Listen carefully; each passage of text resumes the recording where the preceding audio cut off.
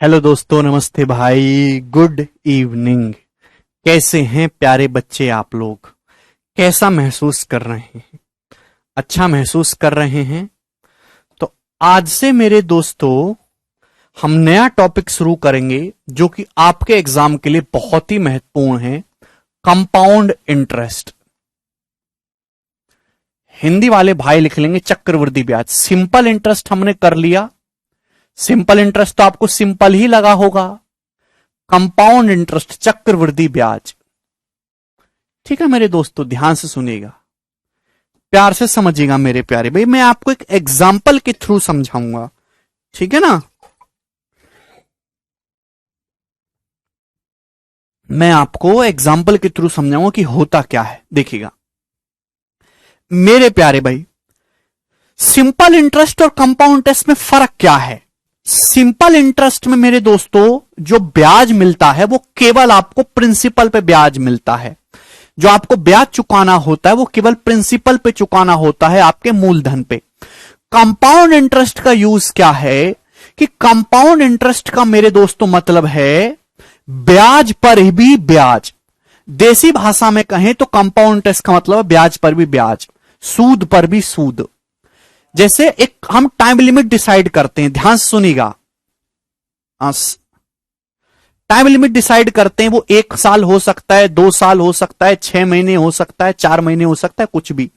कि भाई हमने कुछ पैसा उधार लिया, उस टाइम पीरियड में जो भी ब्याज लगेगा उस ब्याज को हम ऐड करके फिर नया प्रिंसिपल बना देंगे। फिर जो कुछ समय के बाद जो ब्याज बनेगा उसको ऐड करके नया प्रिंसिपल बना देंगे, ठीक है ना। चलिए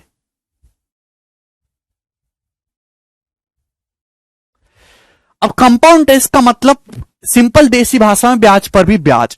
कंपाउंड इंटरेस्ट कुछ भी नहीं है मेरे दोस्तों। Compound interest is nothing but successive percentage increase. Compound interest is nothing but successive percentage increase. Successive percentage increase.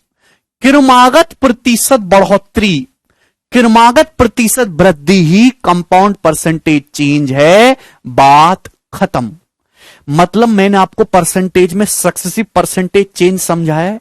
जिस बच्चे को वो बात समझ में आई है और उसने ढंग से पढ़ा है परसेंटेज, उसको कंपाउंड इंटरेस्ट बच्चों का खेल लगेगा, कुछ नया कंसेप्ट नहीं है।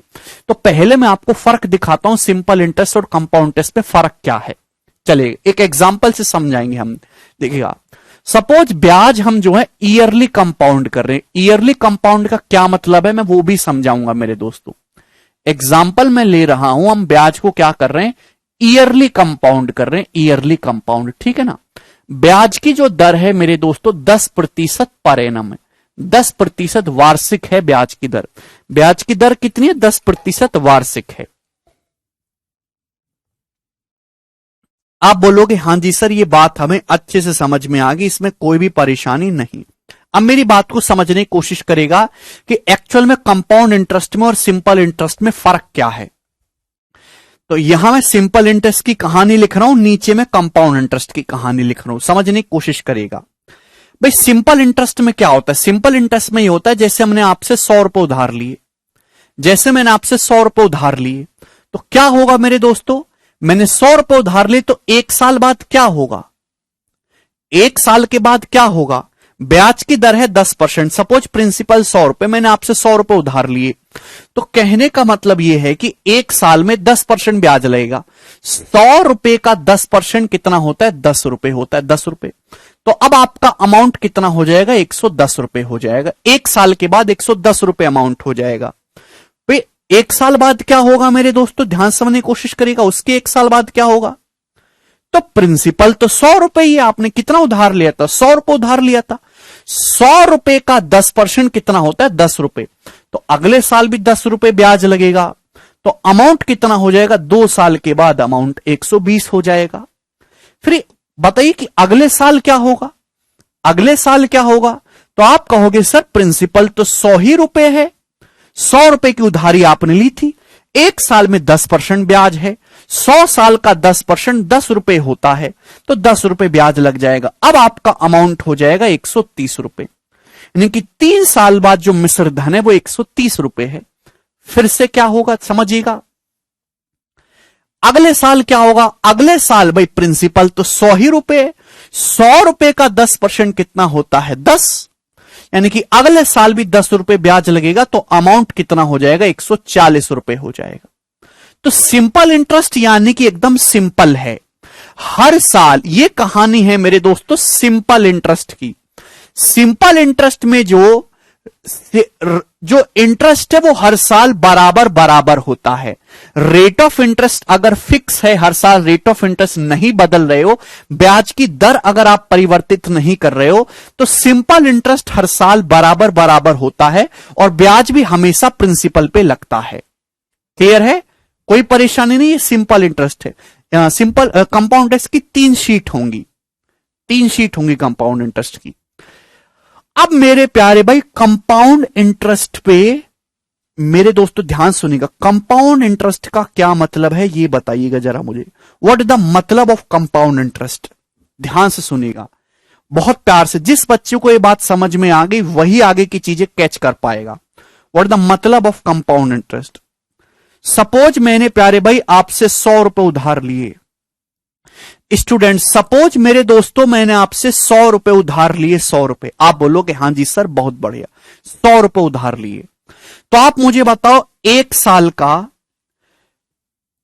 100 रुपए उधार लिए आपने, कंपाउंड इंटरेस्ट लग रहा है। कंपाउंड इंटरेस्ट का मतलब ब्याज पर भी ब्याज लग रहा है। तो ध्यान सुनिएगा, मैंने आपसे 100 रुपए उधार लिए, ब्याज की दर कितनी है? 10%। तो एक साल में मेरे प्यारे भी कितना ब्याज लगेगा? 10%। 100 रुपए का 10% कितना होता है? 10 रुपए। यानी कि एक साल के बाद अमाउंट जो हो जाएगा वो 110 रुपए हो जाएगा। यानी कि ये आपको देखना है कि पहली साइकिल में या पहले साल सिंपल इंटरेस्ट और कंपाउंड इंटरेस्ट बराबर बराबर होता है। फर्स्ट ईयर में या फर्स्ट साइकिल के दौरान सिंपल इंटरेस्ट और कंपाउंड इंटरेस्ट बराबर बराबर होता है, यहां तक कि पिक्चर में कोई फर्क नहीं होता।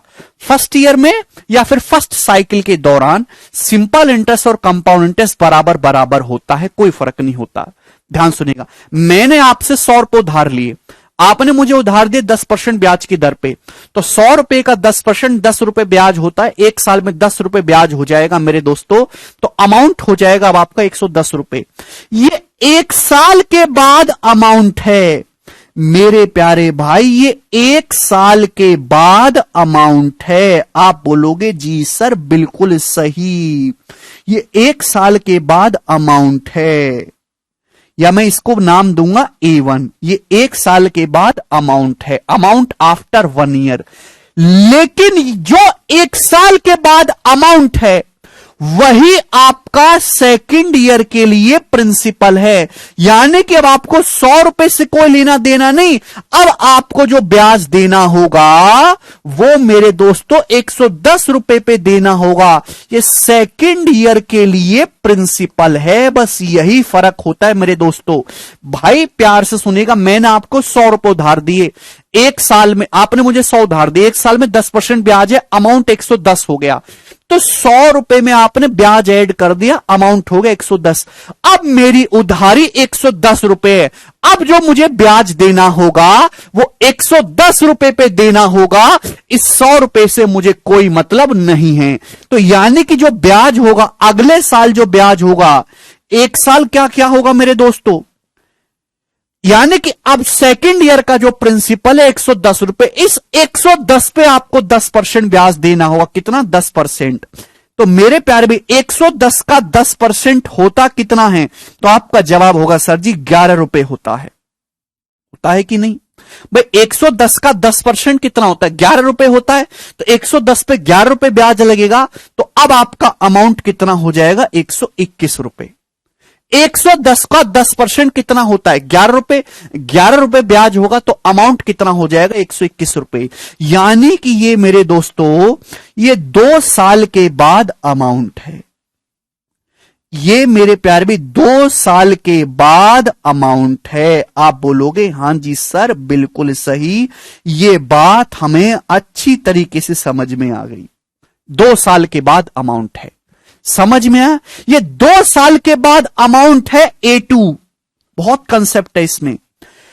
लेकिन मेरे प्यारे भाई ये 2 साल के बाद जो अमाउंट है ये अगले साल के लिए यानी कि थर्ड ईयर के लिए ये प्रिंसिपल बन जाएगा। ये थर्ड ईयर का प्रिंसिपल है स्टूडेंट्स। बात समझ में आई? आप बोलोगे हां जी सर, बात समझ में आ गई हमको। बहुत अच्छी तरीके से बात समझ में आ गई। समझ में आया प्यारे बच्चे? मेरी बात को सुनिएगा। यानी कि अब इस 100 या 110 से आपको कोई लेना देना नहीं है। सेकेंड ईयर के बाद जो प्रिंसिपल है, सेकेंड ईयर के बाद जो अमाउंट है वो आपके थर्ड ईयर के लिए प्रिंसिपल की तरह काम करेगा। यानी कि अब आपको जो ब्याज देना है वो इस 121 रुपए पे देना है। तो तीसरे साल में क्या होगा?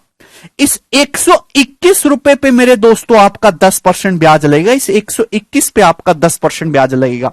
तो 121 का 10% कितना होता है नाजिर? 121 का 10% होता है 12.1, 12.1। आप बोलोगे हां जी सर। तो 121 पे 12.1 ब्याज लगेगा तो अमाउंट कितना हो जाएगा? 133.1। 121 में 12.1 जोड़ेंगे 133.1 हो जाएगा। यानी कि मेरे प्यारे भाई ये जो है ये 3 साल के बाद अमाउंट है। ये 3 साल के बाद या फिर थर्ड ईयर के एंड में अमाउंट है। ये 3 साल के बाद मेरे दोस्तों अमाउंट है। A3 इसको बोल देता हूं मेरे प्यारे भाई। जो 3 साल के बाद अमाउंट है वही चौथे साल के लिए प्रिंसिपल है।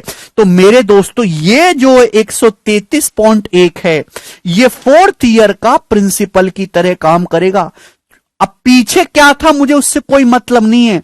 फोर्थ ईयर का जो है मेरे दोस्तों ये प्रिंसिपल है। बात समझ में आ गई? आप बोलोगे हां जी सर ये बात हमें अच्छी तरीके से समझ में आ गई है, कोई परेशानी नहीं है। यानी कि अब आपको इस पीछे के पैसे से कोई लेना देना नहीं है। अब आपका जो ब्याज देना है वो इस 133.1 रुपए पर देना है। यानी कि चौथे साल में क्या होगा प्यारे भाई? 133.1 पर इस प्रिंसिपल पर ब्याज की दर 10% है। एक साल में 10% ब्याज लगेगा। तो 133.1 का 10% कितना होता है? इसका 10% होता है 13.31 रुपए, 13.31 रुपीज। समझ में आया? आप बोलोगे हां जी सर बहुत अच्छे से समझ में आया है, बहुत अच्छे समझ में आया, कोई परेशानी नहीं है। तो 133.1 में जब 13.31 रुपए आप जोड़ोगे तो कितना हो जाएगा? अभी जब ये ऐड करेंगे तो 146.41, 146.41 ये हो जाएगा। आप बोलोगे हां जी सर बिल्कुल सही। क्लियर? किसी स्टूडेंट को कोई परेशानी नहीं। ये 4 साल के बाद मेरे दोस्तों अमाउंट है। ऐसी आगे कहानी चलती जाएगी। ये 4 साल के बाद अमाउंट है मेरे दोस्तों। 4 साल के बाद ये मिश्र धन है A4। लेकिन ये जो है ना यही आपका 146.41 ये क्या है? ये आगे की कहानी के लिए मेरे दोस्तों ये जो है ये 5th ईयर का प्रिंसिपल है। मतलब आगे आप इसको कंटिन्यू करोगे तो 5वें साल के लिए मेरे प्यारे भाई ये प्रिंसिपल की तरह काम करेगा। समझ में आया? आप बोलोगे हां जी सर समझ में आया है, अच्छी तरीके से समझ में आया। क्लियर है? आप बोलोगे जी सर एकदम क्लियर है। तो क्या आपको सिंपल इंटरेस्ट और कंपाउंड इंटरेस्ट में फर्क समझ में आ रहा है? सिंपल इंटरेस्ट में हर साल सिंपल इंटरेस्ट सेम होता है, जबकि कंपाउंड इंटरेस्ट में स्टूडेंट हर साल ब्याज बढ़ता जाता। पहले साल ब्याज कितना था? 10 रुपए। देखिएगा सिंपल इंटरेस्ट में हर साल ब्याज 10 रुपए 10 रुपए 10 रुपए 10 रुपए है। कंपाउंड इंटरेस्ट में मेरे दोस्तों पहले साल ब्याज 10 था, दूसरे साल में ब्याज 11 रुपए है, तीसरे साल में ब्याज 12.1 है, चौथे साल में ब्याज 13.31 है। तो कंपाउंड इंटरेस्ट में हर साल ब्याज बढ़ता जाता है मेरे प्यारे भाई। यानी कि कंपाउंड इंटरेस्ट में ब्याज के ऊपर भी ब्याज लगता। पवन चुप रहो, बिल्कुल कुछ मत बोलना। यानी कि कंपाउंड इंटरेस्ट कुछ और नहीं है, केवल सक्सेसिव परसेंटेज इंक्रीज है। अगर आप ध्यान से देखो तो यहां हमने कुछ नया नहीं किया है। केवल इसी 100 रुपए को इसी 100 रुपए को हर साल 10% से बढ़ाते गए हैं। केवल इसी 100 रुपए को हर साल 10% से बढ़ाते गए हैं, कुछ और थोड़ा ना किया है। इनिशियल प्रिंसिपल को, इनिशियल धनराशि को हर साल लगातार 10% से बढ़ाते जाना ही कंपाउंड इंटरेस्ट है और कुछ नहीं। प्यारे बच्चे बोलो, क्या आपको यह बात समझ में आई स्टूडेंट? यस और नो कुछ तो बोलिए। अरे यस और नो कुछ तो हां बोलते चलो भाई। हां, बहुत मेहनत से मैंने आपको समझाया है। ठीक है दोस्तों, यानी कि जो अमाउंट एक साल के बाद है, वो जो आज का अमाउंट है, एक बात ध्यान रखिएगा, जो आज का अमाउंट है वो अगले साल के लिए प्रिंसिपल है। जो आज का अमाउंट है वो अगले साल के लिए प्रिंसिपल है। ये फर्क है। 100 रुपए था, एक साल में 10% ब्याज लगा तो 110 हो गया अमाउंट। ये एक साल के बाद अमाउंट है तो सेकंड ईयर के लिए प्रिंसिपल है। ये 2 साल के बाद अमाउंट है वो थर्ड ईयर के लिए प्रिंसिपल है। ये 3 साल के बाद अमाउंट है ये फोर्थ ईयर के लिए प्रिंसिपल है। तो आपको क्या फर्क समझ में आया?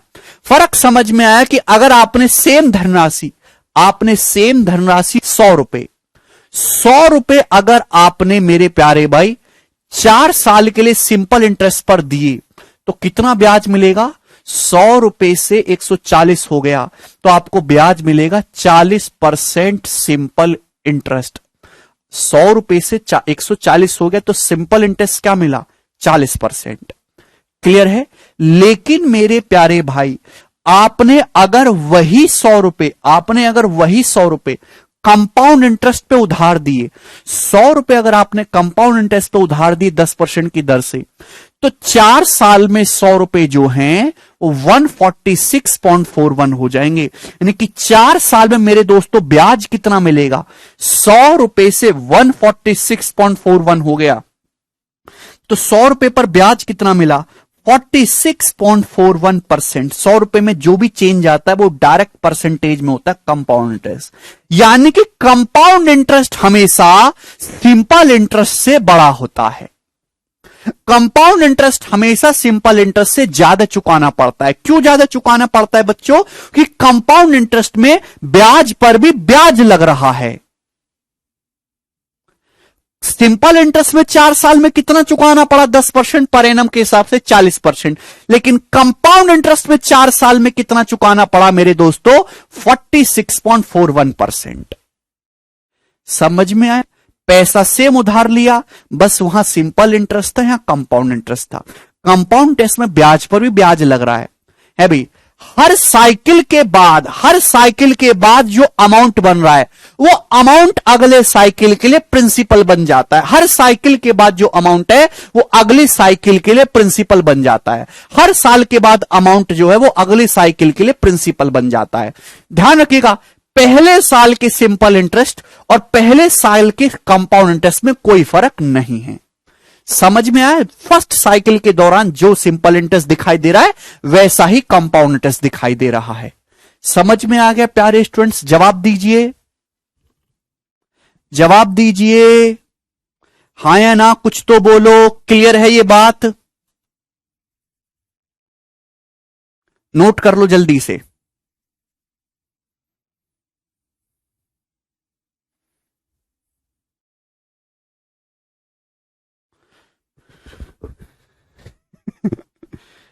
शाहनवाज कह रहे सर इनमें बेस्ट कौन सा इंटरेस्ट है? शाहनवाज भाई, इंटरेस्ट तो कोई बेस्ट हो नहीं सकता, इंटरेस्ट तो शब्द ही खराब है भाई। चलेगा दोस्त मेरे प्यारे भाई, यानी कि कंपाउंड इंटरेस्ट कुछ और नहीं है। कंपाउंड इंटरेस्ट है प्यारे भाई सक्सेसिव परसेंटेज इंक्रीज। यानी कि मेरे दोस्तों परसेंटेज में मैंने आपको सक्सेसिव परसेंटेज चेंज के जितने भी कंसेप्ट पढ़ाए थे वो सारे के सारे कंसेप्ट, हां भाई विश्वजीत थोड़ा पेशेंस रखो, वो सारे के सारे कंसेप्ट आंख बंद करके कंपाउंड इंटरेस्ट में आप लगा सकते हो। समझ में आ गया प्यारे बच्चे? यानी कि हम ये कहना चाहते हैं कि मेरे प्यारे स्टूडेंट्स, परसेंटेज में मैंने आपको सक्सेसिव चेंज के जितने भी कंसेप्ट बताए थे वो सारे के सारे कंसेप्ट कंपाउंड इंटरेस्ट में लगेंगे एज इट इज। मैंने आपको सक्सेसिव परसेंटेज चेंज निकालने के 3 तरीके बताए थे, याद है? एक तरीका मैंने आपको बताया था 100 मान के, जो कि आपके सामने एग्जाम्पल है। दूसरा तरीका बताया था मैंने आपको फॉर्मूला मेथड से, फॉर्मूला, ठीक है ना? और तीसरा तरीका मैंने आपको बताया था रेशियो। किसी को याद है? चौथा तरीका मैंने आपको बताया था मल्टीप्लाइंग फैक्टर। 4 तरीके मैंने आपको बताए थे। ये सारे के सारे तरीके मेरे प्यारे भाई, सारे के सारे जो है कंपाउंड इंटरेस्ट में भी लगेंगे। समझ में आया? आप बोलोगे हां जी सर बिल्कुल सही, समझ में आ गया है हमें, इसमें 1 पैसे की कोई परेशानी नहीं है। ठीक है, चारों ओके। एक बात आप यहां पे समझ पे आ रहे हैं कि कंपाउंड इंटरेस्ट में मेरे प्यारे भाई ध्यान सुनिएगा, यहां लिख दे रहा हूं मैं, कंपाउंड इंटरेस्ट में सीआई में अमाउंट्स जो हैं मेरे प्यारे भाई, जो अमाउंट्स हैं, जो मिश्र धन है, वो क्या होते हैं? जीपी में होते हैं। अमाउंट्स जो हैं मेरे प्यारे भाई किस में होते हैं? जीपी में होते हैं, जीपी में होते हैं। कंपाउंड इंटरेस्ट में हमारे प्यारे स्टूडेंट्स जो अमाउंट होते हैं प्यारे भाई वो क्या होते हैं? जीपी यानी कि ज्योमेट्रिक प्रोग्रेशन में होते हैं। भाई ज्योमेट्रिक प्रोग्रेशन गुणोत्तर श्रेणी जानते हैं? गुणोत्तर श्रेणी जानते हैं मेरे प्यारे भाई? गुणोत्तर श्रेणी ऐसी होती है जिसमें मेरे प्यारे भाई 2 संख्याओं का जो है, 2 संख्याओं का मेरे प्यारे भाई रेशियो बराबर रहे, है ना? मैं फिर से आपके सामने एक एग्जांपल ले रहा हूं मेरे प्यारे भाई, फिर से आपके सामने एग्जांपल ले रहा हूं, यही सेम बात। अगर आप ध्यान से देखोगे मेरे प्यारे भाई तो हो क्या रहा है, जैसे आपने 100 रुपए उधार लिए। कितने रुपए उधार लिए? 100 रुपए उधार लिए। ध्यान समझने की कोशिश करेगा। 100 रुपए अगर आपने उधार लिए हैं, कितनी दर से उधार लिए? ब्याज की दर 10% की दर, 10% पर एनम की दर से आपने उधार लिए। अगर ब्याज की दर 10% है तो आप मुझे बताइए मेरे दोस्तों, आप मुझे बताइए स्टूडेंट्स, मल्टीप्लाइंग फैक्टर क्या होगा? अगर ब्याज की दर 10% है, ब्याज की दर 10% का मतलब है प्रिंसिपल को 10% बढ़ाना। ब्याज की दर 10% है, इसका मतलब 10% बढ़ाना है। किसी संख्या को 10% बढ़ाओगे तो 110% हो जाएगी। मल्टीप्लाइंग फैक्टर कितना हो जाएगा? मल्टीप्लाइंग फैक्टर हो जाएगा 1.1। 100 रुपए है मेरे दोस्तों, कंपाउंड इंटरेस्ट है, तो 1 साल के बाद मेरे प्यारे भाई जो अमाउंट हो जाएगा वो 110 रुपए हो जाएगा। 1 साल के बाद अमाउंट, जो 1 साल के बाद अमाउंट है वही सेकेंड ईयर के लिए प्रिंसिपल है।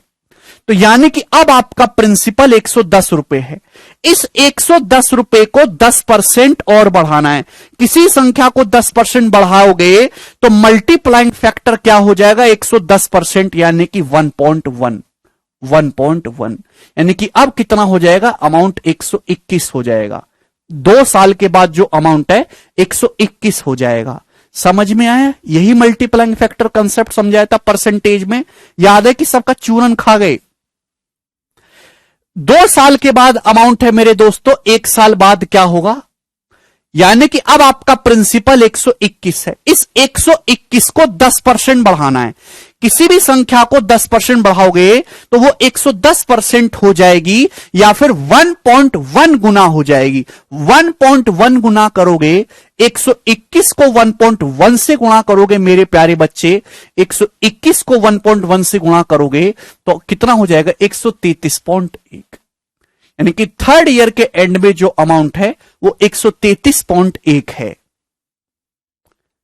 क्लियर है? समझ में आया? आप बोलोगे हां जी सर बिल्कुल सही। ये थर्ड ईयर के एंड में अमाउंट है, ये चौथे साल के लिए प्रिंसिपल है। इस प्रिंसिपल को वापस 10% बढ़ाना है। किसी संख्या को 10% बढ़ाओगे तो मल्टीप्लाइंग फैक्टर क्या हो जाएगा? 110% यानी कि 1.1। तो 133.1 को 1.1 से गुणा करेंगे तो कितना हो जाएगा? 146.41 रुपीज हो जाएगा मेरे प्यारे भाई। ये चौथे साल के एंड में अमाउंट है। समझ में आया? यानी कि मेरे प्यारे भाई जो भी मल्टीप्लाइंग फैक्टर होता है, मल्टीप्लाइंग फैक्टर तो आप जानते हो ना, ब्याज की दर 10% है। हर चीज अपने आप में 100% होती है। 100% को 10% बढ़ाओगे तो कितना हो जाएगा? 110% हो जाएगा। ठीक है भाई, 110% का मतलब 1.1। रेहान कह रही 133 कैसे आया बेटा? 121 की 1.1 में गुणा करेंगे 133.1 आएगा। 133.1 को 10% बढ़ाना, किसी संख्या को 10% बढ़ाना या फिर 1.1 से गुणा करना, बात एक ही है। क्यों नहीं समझते? ये बात मैं आपको 100 बार बता चुका हूं, 100 बार। समझ में आया? आप बोलोगे हां जी सर समझ में आ गया है, कोई भी इसमें परेशानी नहीं है। ठीक है ना,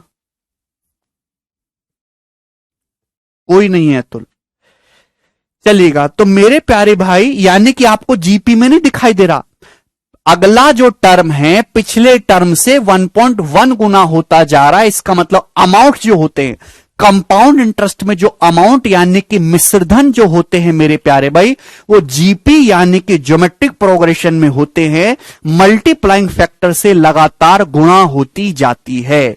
समझ में आ गया? आप बोलोगे हां जी सर। यानी कि मेरे दोस्तों, और जो मल्टीप्लाइंग फैक्टर है कहां से आता है? रेट ऑफ इंटरेस्ट से डिसाइड होता है। बिल्कुल अरिस्टोक्रेट। एक और एग्जांपल ले लेता हूं। जैसे मेरे दोस्तों प्रिंसिपल है पी, आपने पी रुपए उधार लिए, ये एग्जांपल लिया मैंने 10% पर एनम पे।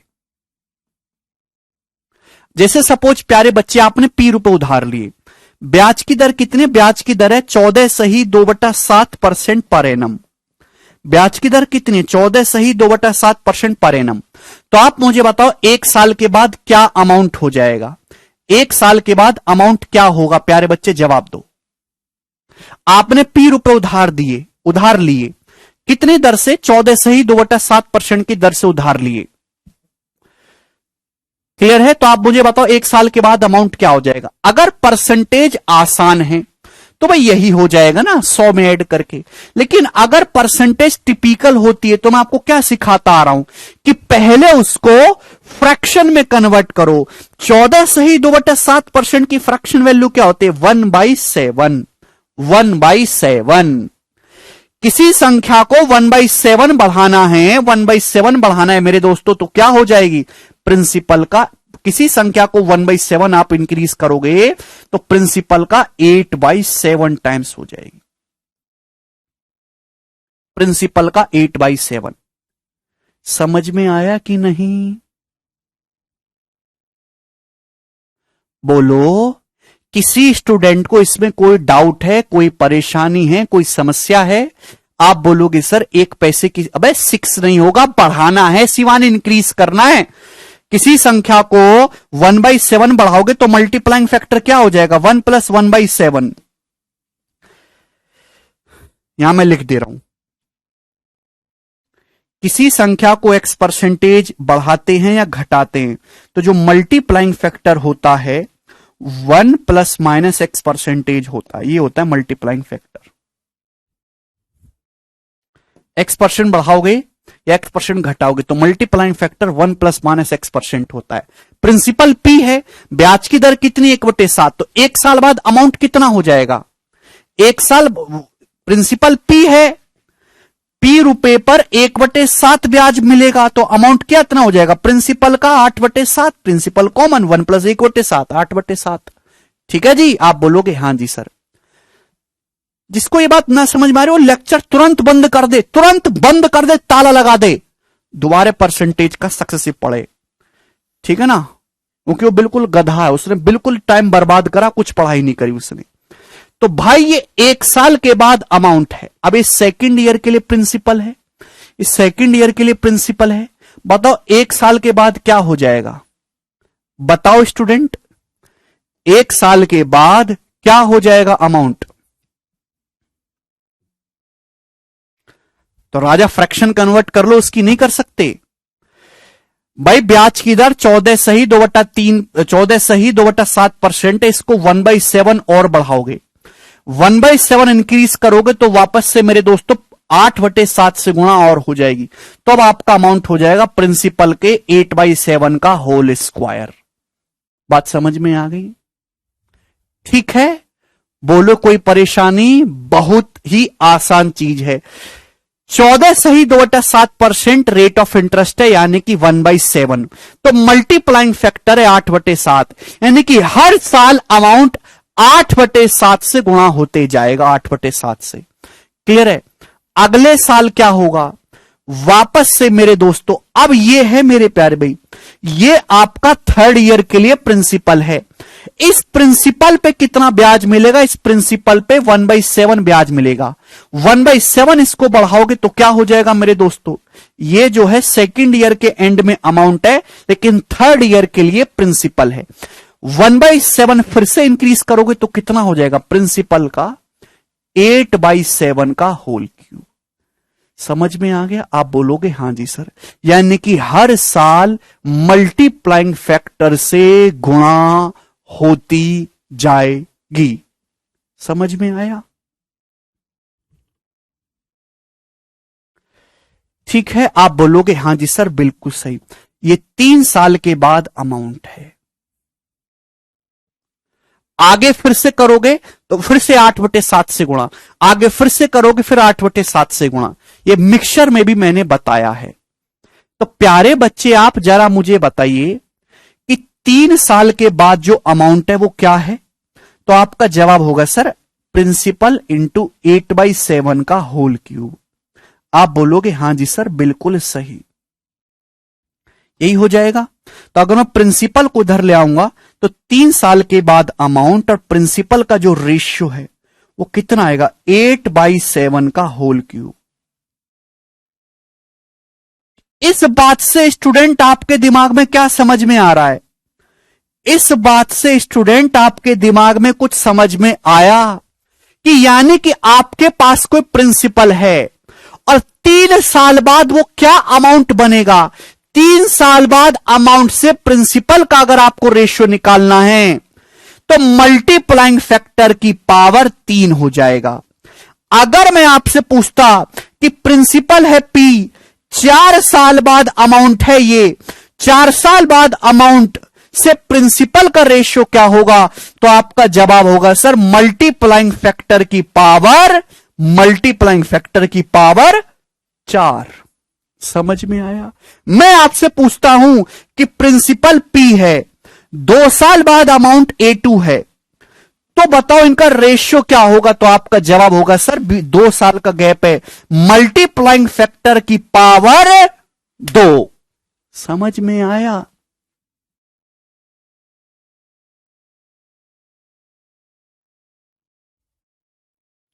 क्लियर है? बात समझ में आई कि नहीं समझ में आई? यस और नो बताते जाइए। 14 सही 2/7% की फ्रैक्शन वैल्यू 1/7 है। अमित, अगर आपको अमाउंट से प्रिंसिपल का रेशियो निकालना है बच्चों, तो जो साल में गैप है ना, मल्टीप्लाइंग फैक्टर की उतनी ही पावर कर देनी है। जो साल में गैप है मल्टीप्लाइंग फैक्टर की उतनी ही पावर कर देनी है। राजा वो भी बताऊंगा, चिंता मत करो। ठीक है, जैसे मैं आपसे थोड़ा इससे हटके एग्जांपल पूछ लेता हूं कि जैसे रेट जो है मेरे प्यारे भाई, रेट है 12.5% पर एनम, 12.5% पर एनम ब्याज की दर है। ठीक है ना प्यारे बच्चे? आप बोलोगे हां जी सर बहुत बढ़िया। तो आप मुझे बताइए प्रिंसिपल, प्रिंसिपल और 3 साल के बाद अमाउंट का रेशियो क्या है, ये करो। अगर आपने 12.5% पर एनम की दर से मेरे दोस्तों पैसा उधार लिया है, कंपाउंड इंटरेस्ट एनुअली कंपाउंड हो रहा है, तो आप मुझे बताइए प्रिंसिपल और 3 साल के बाद अमाउंट का रेशियो क्या होगा।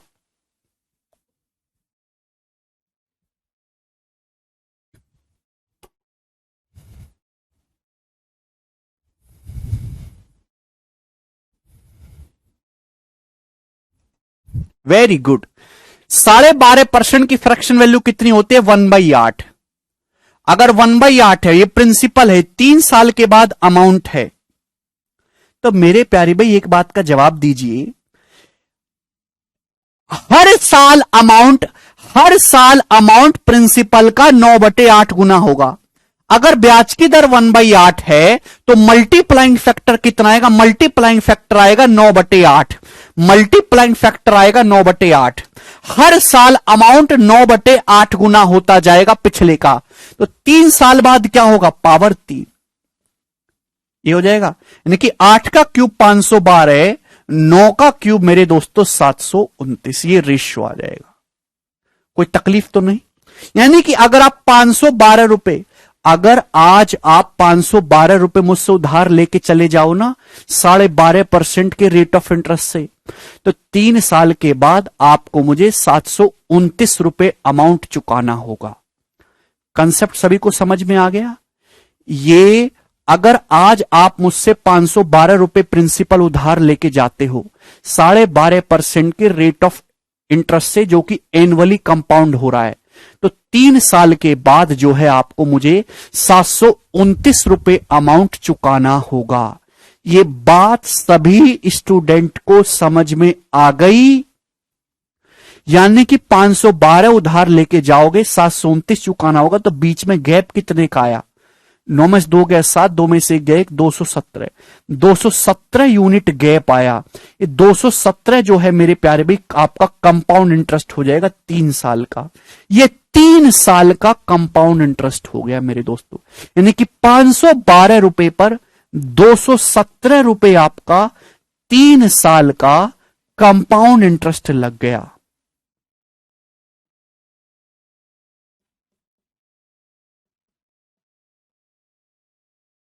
बताइए स्टूडेंट्स, ये बात सभी को समझ में आ गई? रेट कैसे निकालेंगे? बोला रेट दिया जाएगा ना। कोई स्टूडेंट ऐसा तो नहीं जिसको अब भी इसमें डाउट हो?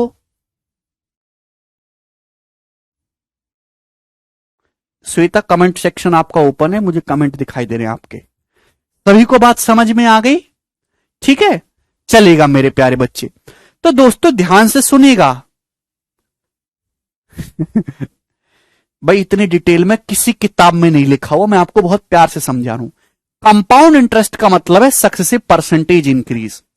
तो मेरे प्यारे भाई यहां पे 100 मान के मैंने आपको समझा दिया, ठीक है जी। मैंने आपको मल्टीप्लाइंग फैक्टर कंसेप्ट समझा दिया, मल्टीप्लाइंग फैक्टर कंसेप्ट, और मैंने आपको यह रेशियो समझा दिया कि कंपाउंड इंटरेस्ट में रेशियो कैसे काम करता है। ठीक है, आप बोलोगे जी सर बिल्कुल सही, बात एकदम क्लियर है। ठीक है ना? अमाउंट और प्रिंसिपल का जो गैप है वही इंटरेस्ट होता है। 5 ईयर का दे देगा तो पावर 5 करेंगे। देखिए रवि, एक बात मैं बताना चाहता हूं कि आपके एग्जाम में मैक्सिमम 4 साल तक का सवाल आएगा स्टूडेंट्स। कितना? 4 साल तक का। कि 4 साल के बाद 5 साल, 6 साल, 7 साल का जब कंपाउंड इंटरेस्ट निकालोगे ना तो बहुत कैलकुलेटिव और बहुत बड़ा हो जाता है, इसलिए वो नहीं पूछा जाता। आपके एग्जाम में केवल 4 साल तक का क्वेश्चन आएगा मैक्सिमम। हाँ, स्टडी ट्री मेथड भी बताऊंगा मेरे दोस्तों, थोड़ा पेशेंस बनाए रखेंगे। कोई भी मेथड बेस्ट नहीं है, सब अपने आप में बेस्ट हैं। समझ में आ गया मेरे दोस्तों? अरे रुको, थोड़ा पेशेंस रखो भाई। आपको लगता है कि आपने सब पढ़ लिया, कुछ नहीं, अभी शुरू हुआ है कंपाउंड इंटरेस्ट, ये तो मजाक है। समझ में आ गया? आप बोलोगे हाँ जी सर ये बात है, ये एग्जांपल क्लियर है सभी को। जितने बच्चों को ये बात समझ में आई है बोर्ड पे लिखी हुई है वो सब यस लिखेंगे कमेंट सेक्शन में। यस, यस लिखेंगे, यस लिखेंगे।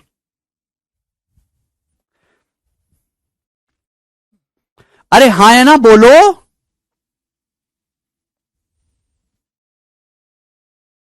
सब बेस्ट है, वो डिपेंड करेगा सवाल के डाटा पे। हर तरीका अपने आप में बेस्ट है, डिपेंड करेगा प्यारे भाई क्वेश्चन की कैलकुलेशन पे। ठीक है ना, कि क्वेश्चन में डाटा कैसा दिया है। चलेगा, चलो ये एग्जांपल सभी को समझ में आ गया। फिर से एक बार मैं यही बात लेता हूं फिर से। प्यारे बच्चों, मैं आपसे कहता हूं कि आपने P रुपए उधार लिए, आपने प्यारे स्टूडेंट P रुपए उधार लिए। कितने की दर से उधार लिए? 14 सही 2/7% पर एनम के रेट ऑफ इंटरेस्ट पे उधार लिए, यानी कि 1/7। ठीक है दोस्तों, तो अमाउंट जो होगा हर साल प्रिंसिपल का 8/7 गुना करते जाएंगे। तो मैंने आपको रेशियो निकालना भी समझा दिया। चलिए अब मैं आपसे सवाल ये पूछने लगूं, बताओ 11 साल के बाद अमाउंट और 8 साल के बाद अमाउंट का रेशियो क्या होगा, ये मैं आपसे पूछने लगूं। 11 साल के बाद अमाउंट और 8 साल के बाद अमाउंट का रेशियो क्या होगा, ये सवाल है।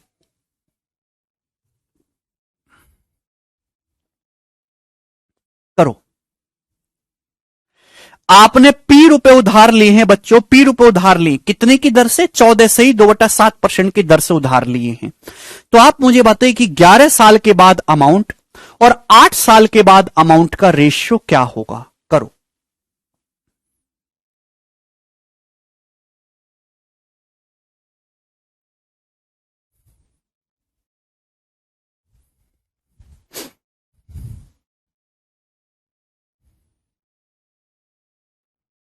देखिए, थोड़ा दिमाग लगाइए, गलती कर रहे हैं।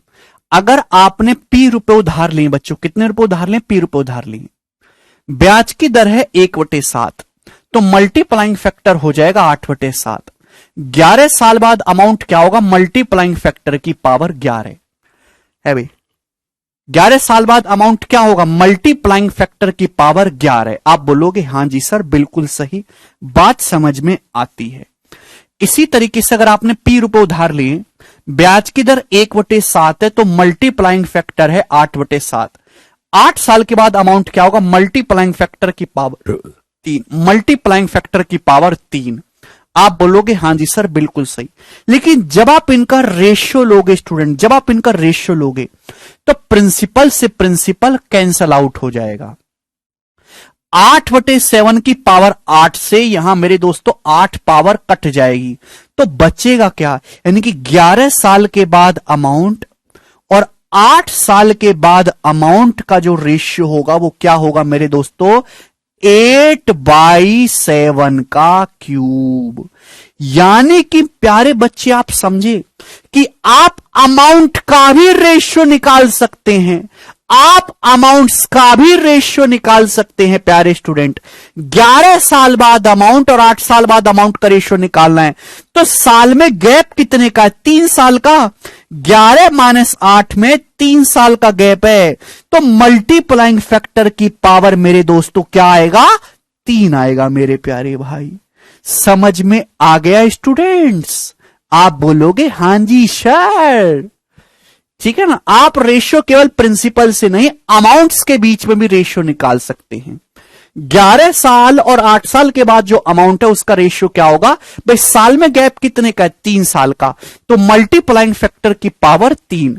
ऐसा क्यों हो पाया बच्चों? क्योंकि मेरे दोस्तों 8 साल के बाद जो अमाउंट है, 8 साल के बाद जो अमाउंट है, एक्चुअल में वो 9वें साल के लिए प्रिंसिपल है ना। ब्याज की दर कितनी है? ब्याज की दर है एग्जाम्पल में 1/7। 8 साल के बाद जो अमाउंट है भाई वो 9वें साल के लिए प्रिंसिपल है, तो इसको 1/7 बढ़ाओगे तो क्या 8/7 नहीं हो जाएगा मेरे दोस्तों? फिर इसको 8/7, फिर 8/7, तो 11 साल बाद जो अमाउंट होगा है भाई, ये मेरे दोस्तों कितना है?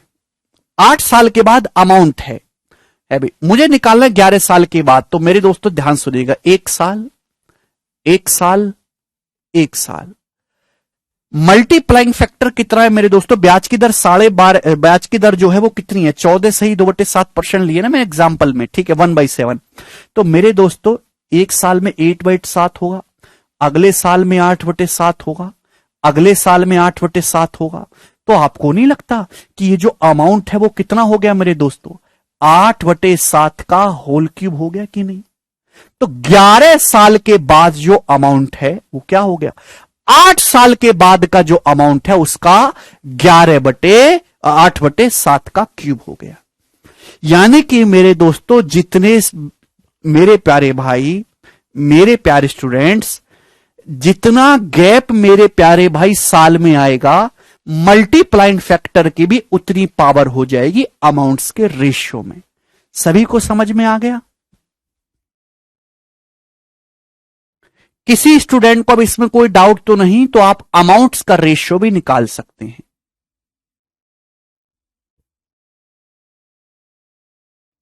यस और नो? यस और नो, हां या ना करके बताइए। पीयूष कह रहे हैं बेसिक से बताइए सर जी, ऊपर से नहीं। बेटा पीयूष, इससे बेसिक दुनिया की किसी किताब में नहीं है और इससे बेसिक होता ही नहीं है कुछ, ठीक है ना। तो चुपचाप पढ़ो। तो क्या चाहते हैं, तो खून निकाल के दे दूं तुम्हें? चाहते क्या हो भाई? सब कुछ तो इतना क्लियर आपके सामने लिखा हुआ है।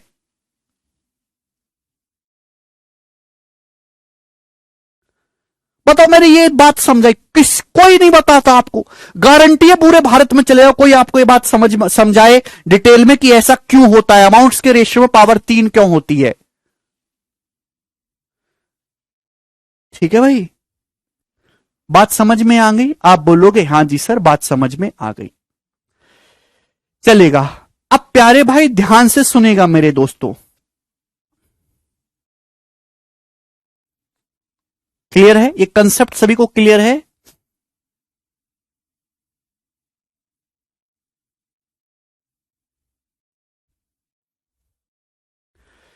अगर मेरे प्यारे भाई आपको रेट ऑफ इंटरेस्ट निकालना है तो कैसे करेंगे? अगर आपको अमाउंट्स का रेशियो दिया है, मेरे प्यारे भाई अगर आपको रेट ऑफ इंटरेस्ट निकालना है किसी सवाल में, तो रेट ऑफ इंटरेस्ट निकालने के लिए आपको एक साइकिल का मल्टीप्लाइंग फैक्टर चाहिए होता है अगर रेट ऑफ इंटरेस्ट निकालना है। जैसे दोस्तों मैं आपसे सवाल ये कह देता हूं कि सवाल ये है कि किसी धनराशि पर किसी प्रिंसिपल पर मैं बोल रहा हूं, आप समझिएगा मेरी भावनाओं को, किसी प्रिंसिपल पर किसी रेट ऑफ इंटरेस्ट से 7 साल के बाद अमाउंट और 9 साल के बाद अमाउंट का जो रेशियो है वो 169:121 है। तो आप मुझे बताइए मेरे दोस्तों, रेट ऑफ इंटरेस्ट क्या है? करो, रेट ऑफ इंटरेस्ट क्या है?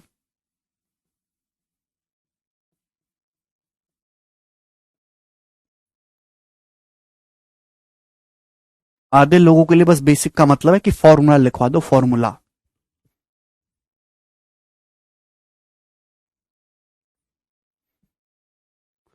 मेरा सवाल है, किसी धनराशि पर किसी रेट ऑफ इंटरेस्ट से 7 साल के बाद अमाउंट और 9 साल के बाद अमाउंट का रेशियो 169:121 है मेरे प्यारे भाई। तो आपसे पूछा है बताइए ब्याज की दर क्या है? तो मेरे प्यारे भाई एक्चुअल में आपको क्या दे रखा है? एक्चुअल में आपको दे रखा है, हम ये कहना चाहते हैं, क्या दिया हुआ स्टूडेंट? सवाल में जो आपको ये दे रखा है कि 7 साल बाद अमाउंट और 9 साल बाद अमाउंट, तो ये क्या है स्टूडेंट? ये 2 साल का मल्टीप्लाइंग फैक्टर नहीं दे रखा आपको इनडायरेक्टली, कि ये 2 साल का मल्टीप्लाइंग फैक्टर है प्यारे बच्चे। क्या है ये 2 साल का मल्टीप्लाइंग फैक्टर है। समझ में आया? अगर परसेंटेज ढंग से पढ़ी होती तो इस सवाल को ओढ़ के करते, ओढ़ के। आपकी समस्या यह है कि आप परसेंटेज और रेशियो ढंग से नहीं पढ़े हैं। 10% बालक, 90% बालक तो बहुत मजे ले रहे हैं, ठीक है ना। ये 2 साल का मल्टीप्लाइंग फैक्टर है बच्चों। 1 साल का मल्टीप्लाइंग फैक्टर अगर आपको निकालना हो तो क्या करोगे? इसका अंडर रूट ले लोगे, अंडर रूट। ये 9 साल बाद अमाउंट और 7 साल बाद अमाउंट का रेशियो है, यानी कि इनडायरेक्टली वे में 2 साल का मल्टीप्लाइंग फैक्टर है। 1 साल का मल्टीप्लाइंग फैक्टर क्या होगा? इसका अंडर रूट ले लेंगे। 169 का अंडर रूट 13 और 121 का अंडर रूट मेरे दोस्तों 11, 13/11। ये 1 साल का मल्टीप्लाइंग फैक्टर है, एक साइकिल का। समझ में आया? आप बोलोगे हां जी सर, ये 1 साल का मल्टीप्लाइंग फैक्टर है। ठीक है प्यारे बच्चे, आप बोलोगे हां जी सर। मल्टीप्लाइंग फैक्टर अगर 13/11 है, नीतीश बताओ ब्याज की दर क्या होगी? अगर मल्टीप्लाइंग फैक्टर 13/11 तो ब्याज की दर कितनी होगी? 2/11। इसमें से 1 माइनस करेंगे, 1 से कितना एक्स्ट्रा है? 1 से 2/11 एक्स्ट्रा है, तो ब्याज की दर है जी 2/11। ये फ्रैक्शन वैल्यू आई है। परसेंटेज में क्या होगा? 1/11 जो होता है वो अप्रोक्स 9.09% होता है, तो 2/11 कितना हो जाएगा? 18.18%। बात समझ में आ गई? आप बोलोगे हां जी सर, ये बात हमें अच्छी तरीके से समझ में आ गई है। क्लियर? किसी स्टूडेंट को कोई डाउट नहीं है? चलिए आगे चलते हैं प्यारे भाई। सभी को कंसेप्ट क्लियर है? सारी बातें मैं आपको बहुत इंपॉर्टेंट पॉइंट समझा रहा हूं कि मल्टीप्लाइंग फैक्टर कैसे काम करता है, अमाउंट्स के बीच का रेशियो कैसे निकालते हैं। अगर आपको मल्टीप्लाइंग फैक्टर पता है तो रेट ऑफ इंटरेस्ट कैसे निकालोगे? रेट ऑफ इंटरेस्ट निकालने के लिए आपको हमेशा 1 साल के मल्टीप्लाइंग फैक्टर पे फोकस करना होता है। आगे चलेंगे मेरे प्यारे भाई, अब ध्यान से सुनिएगा मेरे प्यारे स्टूडेंट्स, ध्यान से। क्लियर है? फिर से मैं आपको समझाता हूं। आपने पी रुपए उधार लिए मेरे दोस्तों, पी रुपए, R% के रेट ऑफ इंटरेस्ट पे आपने पी रुपए उधार लिए, R% के रेट ऑफ इंटरेस्ट पे, ठीक है ना? पी रुपए उधार लिए R% के रेट ऑफ इंटरेस्ट से। अगर ब्याज की दर R% है बच्चों, तो मुझे बताओ कि मल्टीप्लाइंग फैक्टर क्या होगा? अगर ब्याज की दर R% प्रति वर्ष है तो मल्टीप्लाइंग फैक्टर क्या होगा?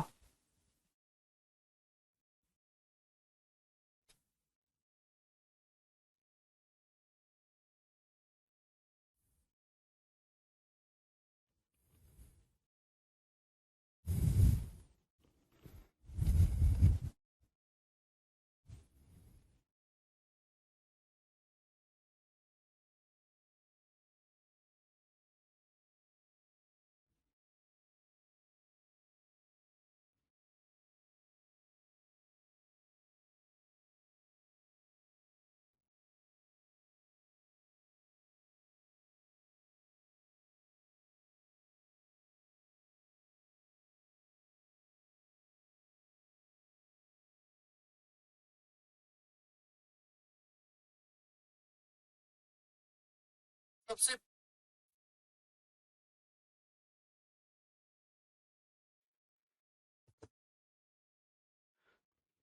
बोलो,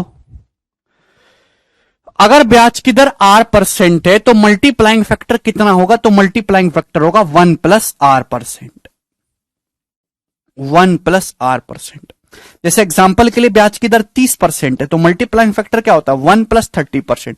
30% का मतलब होता है 0.3, 30% मतलब 0.3, यानी कि 1.3 मल्टीप्लाइंग फैक्टर होता है। समझ में आया? चलेगा, 100% को 1 ही कह सकते हैं। देखिए अगर आपने पी रुपए इन्वेस्ट किया है मेरे दोस्तों R% की दर से, तो आप मुझे बताइए मेरे प्यारे भाई, 1 साल के बाद अमाउंट क्या होगा? 1 साल के बाद तो ब्याज की दर P है, 1 साल के बाद अमाउंट हो जाएगा जी 1 प्लस R%। ये 1 साल के बाद अमाउंट हो जाएगा A1। आप बोलोगे हां जी सर बिल्कुल सही, कोई परेशानी नहीं है, ठीक है जी। इसके बाद अगले 1 साल के बाद अमाउंट क्या होगा मेरे प्यारे भाई? अगले 1 साल के बाद तो भाई ये मेरे दोस्तों ध्यान से सुनेगा, बहुत प्यार से, बहुत प्यार से। ये 1 साल के बाद अमाउंट है, ये सेकंड ईयर के लिए प्रिंसिपल है। ये 1 साल के बाद अमाउंट है, ये सेकंड ईयर का प्रिंसिपल है। इसको वापस 1 प्लस R% से गुणा करेंगे, 1 प्लस R% से गुणा करेंगे मेरे प्यारे भाई। तो आप मुझे बताइए कितना हो जाएगा? पावर 2 हो जाएगा। ये 2 साल के बाद अमाउंट है। समझ में आया बच्चों? अगर आपने पी रुपए उधार लिए हैं 1 साल के लिए R% पर एनम की दर से, तो अमाउंट क्या हो जाएगा 1 साल के बाद? प्रिंसिपल का 1 प्लस R% टाइम्स अगले 1 साल बाद। ये 1 साल के बाद अमाउंट है, लेकिन ये सेकेंड ईयर के लिए प्रिंसिपल है। इस प्रिंसिपल को वापस 1 प्लस R% से मल्टीप्लाई करेंगे तो क्या हो जाएगा? प्रिंसिपल इंटू 1 प्लस R% का होल स्क्वायर। आप बोलोगे हां जी सर। यही प्रोसेस आगे चलता जाएगा मेरे दोस्तों। 2 साल के बाद अमाउंट है। चलो एक बार और लिख देता हूं। तो आप मुझे बताओ मेरे प्यार भी, अगले 1 साल के बाद अमाउंट क्या होगा? अगले 1 साल के बाद अमाउंट क्या होगा? अगले 1 साल के बाद अमाउंट क्या होगा?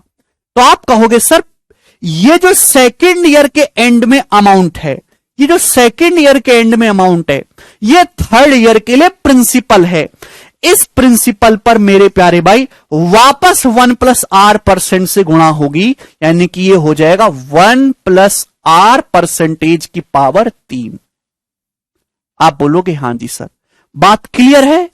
तो आपने क्या देखा कि जितने साल बाद अमाउंट निकाल रहे हो, मल्टीप्लाइंग फैक्टर की उतनी ही पावर करनी पड़ रही है। इसी हिसाब से मेरे दोस्तों, अगर मैं आपसे पूछूं कि बताओ n साल के बाद, यानी कि n साल के बाद अमाउंट क्या होगा, तो हर कोई बालक कह पाएगा सर p प्रिंसिपल पर मल्टीप्लाइंग फैक्टर 1+r% है, n साल के बाद जो अमाउंट होगा वो होगा इसकी पावर n। आप बोलोगे हां जी सर बिल्कुल सही, बात एकदम करेक्ट है। सर इसमें रेट ऑफ इंटरेस्ट तो सेम ही है ना, बस प्रिंसिपल ही तो चेंज होगा। Yes, rate of interest same है देवल, ठीक है, बस प्रिंसिपल हर साल बदलता जा रहा है। यानी कि मेरे प्यारे भाई, अगर आपने p रुपए उधार लिए हैं r% की दर से, तो n साल के बाद जो अमाउंट होगा वो अमाउंट होगा प्रिंसिपल इंटू 1+r% की पावर n। अगर आपने p रुपए r% की जो है दर से उधार लिए हैं, तो आपका जो अमाउंट है n साल के बाद, अमाउंट आफ्टर n ईयर्स, वो क्या हो जाएगा मेरे दोस्तों? तो आपका जवाब होगा सर जी प्रिंसिपल इंटू 1+r% की पावर n। यही आज तक आप तोते की तरह रटते आए हो, तोते की तरह। r% को हम ये भी, r% का मतलब क्या? r/100। r% को हम r/100 भी तो लिख सकते हैं, मल्टीप्लाइंग फैक्टर को हम 1+r/100 भी तो कह सकते हैं, है भाई, पावर n। r% का मतलब क्या? परसेंटेज का मतलब 1/100, r% का मतलब r/100।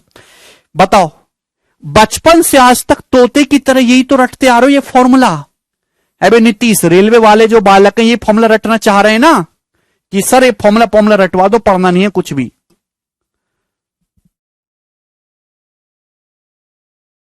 देखो, अलग तरीके से मैं स्टडी कराता हूं। लोग पहले फॉर्मूला लिखवा देते हैं कि रट लो, उसके बाद 2-4 एग्जाम्पल दे दिए, सवाल शुरू।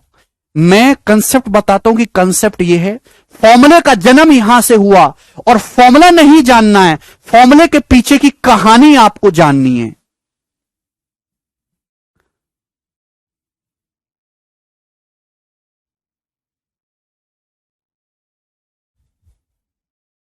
कि ऐसा क्यों होता है, क्योंकि हमको सवालों में फॉर्मूला लगाना ही नहीं है किसी में। हमको जो लगाना है सवालों में वो रेशियो मेथड, ये फॉर्मूला कभी नहीं लगाऊंगा मैं, वो आप किताबों में लिखते रहिएगा। मैं तो आपको ये चीज सिखाऊंगा, ये रेशियो मेथड सिखाऊंगा। समझ में आया? मैं आपको ये चीज सिखाना चाहता हूं। अरे बोलो, ठीक है, हाँ या ना? तो मेरे दोस्तों, अगर आपने p रुपए उधार लिए r% की दर से, जो n साल के बाद अमाउंट होगा वो ये होगा। तो मेरे प्यारे भाई ये बताइए कि कंपाउंड इंटरेस्ट कितना होगा? हालांकि आपको पता होना चाहिए n साल का कंपाउंड इंटरेस्ट क्या होता है भाई। इंटरेस्ट क्या होता है? Amount minus principal, amount minus principal. n साल का चक्रवृद्धि ब्याज क्या होगा मेरे दोस्तों? n साल के अमाउंट में से प्रिंसिपल माइनस कर दीजिए, ठीक है ना मेरे प्यारे भाई। ये मैं लिख रहा हूं n ईयर्स का कंपाउंड इंटरेस्ट, n वर्ष का चक्रवृद्धि ब्याज क्या होगा? तो आपका जवाब होगा सर n साल के बाद जो अमाउंट है उसमें से आप ये प्रिंसिपल माइनस कर दीजिए। और मेरे प्यारे भाई, हमने अमाउंट निकाला क्या? हमने अमाउंट निकाला प्रिंसिपल इंटू 1+r% की whole power n minus p। आप बोलोगे हां जी सर बहुत बढ़िया। तो मेरे प्यारे भाई, आप यहां से p कॉमन ले लेंगे।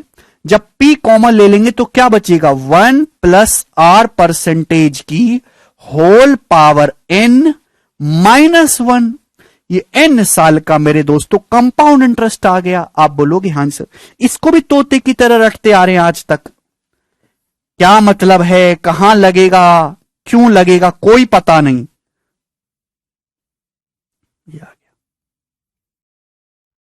समझ में आ गया? आप बोलोगे हां जी सर बिल्कुल सही, बात सही है। आशीष, r% बढ़ाना किसी संख्या को मतलब 1+r% से मल्टीप्लाई करना। किसी संख्या को r% बढ़ाना या फिर 1+r% से मल्टीप्लाई करना, एक ही बात है। समझ में आया?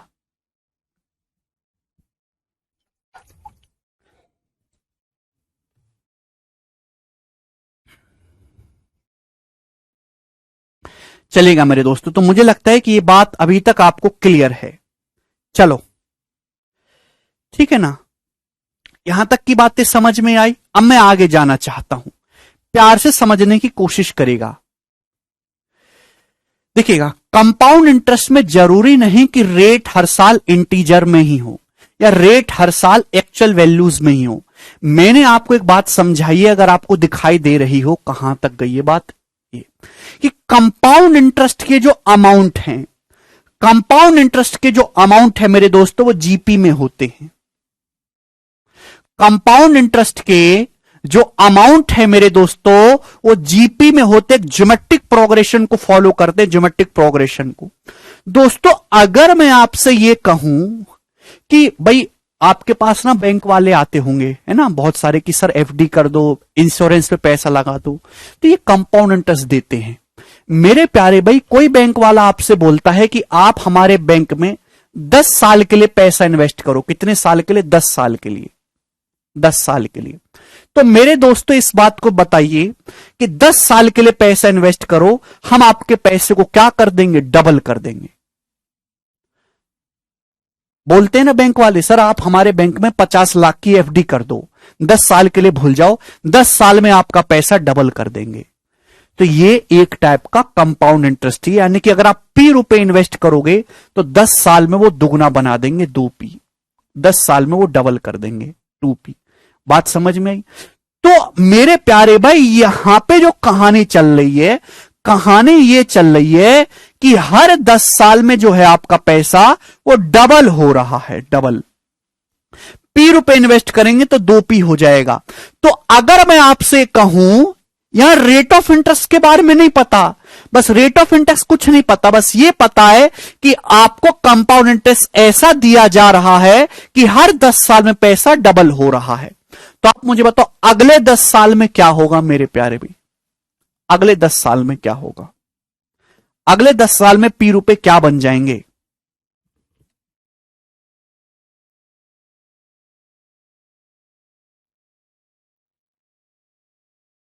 बोलो। अगर आपने ₹P इन्वेस्ट करे हैं, एक बैंक वाला आता है मेरे दोस्तों कि भाई साहब कि हम 10 साल में मेरे प्यारे भाई आपका पैसा दुगना कर देंगे, तो ₹P है, कितना हो जाएगा? 2P। तो अगले 10 साल में क्या होगा? अगले 10 साल में भी मेरे दोस्तों दुगना हो जाएगा, यानी कि ₹4P हो जाएगा, ₹4P। ठीक है ना? अगले 10 साल में क्या होगा मेरे प्यारे भाई? तो अगले 10 साल में रेट ऑफ इंटरेस्ट सेम है, सेम रेट ऑफ इंटरेस्ट से, किसी रेट ऑफ कंपाउंड इंटरेस्ट से हर साल मेरे प्यारे भाई, हर 10 साल में पैसा दुगना होता जा रहा है। अगले 10 साल में फिर से दुगना हो जाएगा मेरे दोस्तों, यानी कि 8P हो जाएगा। ये कहानी चलती रहेगी। ठीक है? कोई बच्चा कहेगा सर ये तो आप ये कह रहे हो हर 10 साल में दुगना हो रहा है, रेट ऑफ इंटरेस्ट क्या है? यहां आपको रेट ऑफ इंटरेस्ट जानने की कोई जरूरत नहीं है। अगर मैं आपसे कहूं कि कोई पैसा 10 साल में दुगना हो रहा है, यानी कि 10 साल का मल्टीप्लाइंग फैक्टर है 2, 10 साल का मल्टीप्लाइंग फैक्टर 2 है। अगर मैं आपसे कहूं 10 साल का मल्टीप्लाइंग फैक्टर 2 है, तो 1 साल का, ये 10 साल का मल्टीप्लाइंग फैक्टर है 2, 1 साल का मल्टीप्लाइंग फैक्टर क्या होगा? तो 2 की पावर 1/10, 1/10वां रूट लेंगे। आप बोलोगे हां जी सर, मैं आपसे कहता हूं 10 साल का मल्टीप्लाइंग फैक्टर 2 है, तो 1 साल का मल्टीप्लाइंग फैक्टर क्या होगा? 10th रूट लिया जाएगा। 1 साल का मल्टीप्लाइंग फैक्टर है ये 2 की पावर 1/10, यानी कि हर 1 साल में जो आपका पैसा है इतने गुना हो रहा है। मतलब अगर आप ₹1 इन्वेस्ट करोगे, अगर आप ₹1 इन्वेस्ट करोगे मेरे दोस्तों, तो 1 साल के बाद मेरे प्यारे भाई, अभी 1 साल के बाद आपका पैसा इतना हो जाएगा। अगर आप ₹1 इन्वेस्ट करोगे तो 1 साल के बाद पैसा इतना हो जाएगा, तो आपको ब्याज कितना मिलेगा? आपको ब्याज मिलेगा जी इतना, 2 की पावर 1/10 -1, ये ब्याज मिलेगा। इसमें से घटाएंगे अमाउंट में से प्रिंसिपल, कितने रुपए पर? ₹1 पर। परसेंटेज में कितना ब्याज? इंटू 100%। तो ये है रेट ऑफ इंटरेस्ट। एक्चुअल में ये रेट ऑफ इंटरेस्ट है और इसकी आपको कोई जरूरत नहीं है। तो बहुत सारे सवाल कंपाउंड इंटरेस्ट के ऐसे होते हैं जिसमें रेट ऑफ इंटरेस्ट है, उसकी मेरे दोस्तों कोई जरूरत नहीं है। बस आपको यह साइकिल जाननी होती है कि जो बैंक आपके साथ खेल कर रहा है वो कर क्या रहा है। हर 10 साल में आपका बैंक दुगना कर रहा है पैसा। तो एक्चुअल में रेट ऑफ इंटरेस्ट मेरे दोस्तों ये है, लेकिन इसकी सवाल के सॉल्यूशन में कोई जरूरत ही नहीं पड़ेगी। सॉल्यूशन में बस इस बात की जरूरत पड़ेगी कि हर 10 साल में पैसा डबल करते जाना है। बात समझ में आ गई? बोलो भाई। मेरे दोस्तों मेरी बात को समझने की कोशिश करेगा, थोड़ी बुद्धि का इस्तेमाल करो। आपने मेरे प्यारे में एक बात समझिएगा, 10 साल में दुगना हो रहा है तो 10 साल का मल्टीप्लाइंग फैक्टर 2 है। 10 साल का मल्टीप्लाइंग फैक्टर 2, तो 1 साल का मल्टीप्लाइंग फैक्टर क्या होगा? 10th रूट ले लोगे, पावर 1/10। 10 साल का मल्टीप्लाइंग फैक्टर ये है तो 1 साल का मल्टीप्लाइंग फैक्टर क्या होगा? 1/10 हो जाएगा कि नहीं? यानी कि 1 साल का मल्टीप्लाइंग फैक्टर का मतलब यह है कि अगर आज आप 2 की पावर 1/10 को ऐसे लिख सकते हो ना, बटा 1 करके। अगर आप 1 रुपए इन्वेस्ट करोगे तो 1 साल बाद 2 की पावर 1/10 हो जाएगा। 1 रुपए इन्वेस्ट करोगे तो 1 साल बाद इतना हो जाएगा। तो ब्याज क्या होगा मेरे दोस्तों? 2 की पावर 1/10 -1 और बटे 1 इंटू 100%। हालांकि इसकी कोई जरूरत नहीं है, लेकिन मैंने आपको पीछे की कहानी समझा दी, ठीक है ना। अब जैसे मेरे दोस्तों मैं आपसे पूछता हूं कि आपने किसी बैंक में P रुपए इन्वेस्ट करे, कितने रुपए? किसी बैंक में आपने P रुपए इन्वेस्ट करे, P रुपए, और बैंक ऐसा है जो 8 साल में मेरे दोस्तों आपका पैसा 64/25 गुना कर दे रहा है। तो आप मुझे बताओ, मेरे सवाल को, मेरे कंसेप्ट को समझने की कोशिश करिएगा कि कैसे मैं रेशियो से बड़े बड़े सवाल कराऊंगा रादर देन लंबा लंबा फॉर्मूला लगाने के। आपने किसी बैंक में P रुपए इन्वेस्ट करा, बैंक वाले कह रहे भाई साहब P रुपए लगाओ बैंक में, 8 साल बाद 64/25 गुना ले लेना, ठीक है। तो आप मुझे बताओ मेरी प्यार भी, 4 साल बाद कितना हो जाएगा? इसके 4 साल बाद क्या होगा? करो।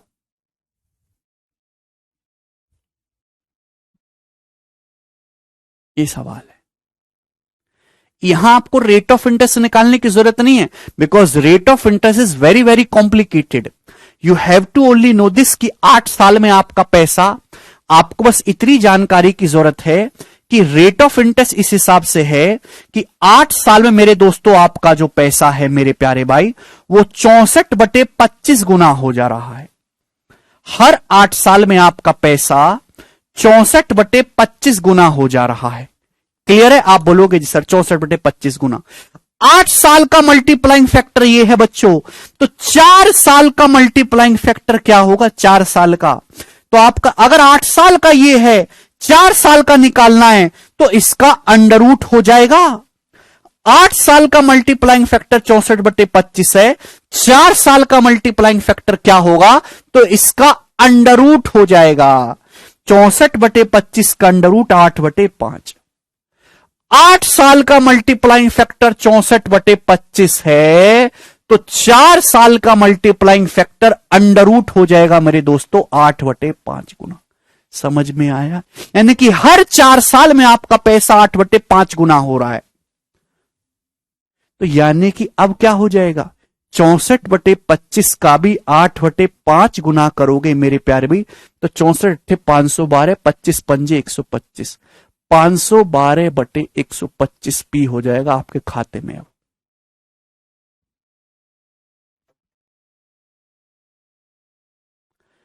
परसेंटेज पढ़िए हो रही। अरे 8 साल का मल्टीप्लाइंग फैक्टर 64/25 है, 4 साल का मल्टीप्लाइंग फैक्टर निकालने के लिए अंडर रूट करेंगे। कंपाउंड इंटरेस्ट में सेम टाइम पीरियड में सेम मल्टीप्लाइंग फैक्टर काम करता है। कंपाउंड इंटरेस्ट में सेम टाइम पीरियड में सेम मल्टीप्लाइंग फैक्टर काम करता है। एग्जाम्पल के लिए मेरे दोस्तों, है भाई, एग्जाम्पल की अब कोई जरूरत नहीं, मैंने आपको समझा दिया अच्छी तरीके से। ये बात समझ में आ गई? अरे 8 साल का आधा होता है ना 4 साल, तो टाइम आधा हो रहा है तो ये क्या होगा, अंडर रूट होगा। टाइम बटे 3 करोगे तो क्यूब रूट करोगे, टाइम बटे 4 करोगे तो फोर्थ रूट करोगे। है भाई, मैं आपसे कहता हूं मेरे दोस्तों कि जैसे आपने पी रुपए इन्वेस्ट करा, पी रुपए, तो मेरे दोस्तों ये बताओ, पी रुपए, मेरे दोस्त एक बात बताइए, आपने पी रुपए इन्वेस्ट करा 15 साल के लिए, और 15 साल के लिए पी रुपए जो है आपका 27/8 हो गया। आपने किसी बैंक में पी रुपए इन्वेस्ट करा, कितने, 15 साल के लिए, और ये पी रुपए 27/8 हो गया। तो आप मुझे बताओ ये पी रुपए 5 साल में कितना हुआ होगा, अगले 5 साल में कितना हुआ होगा, अगले 5 साल में कितना हुआ होगा। थोड़ी बुद्धि का इस्तेमाल करो।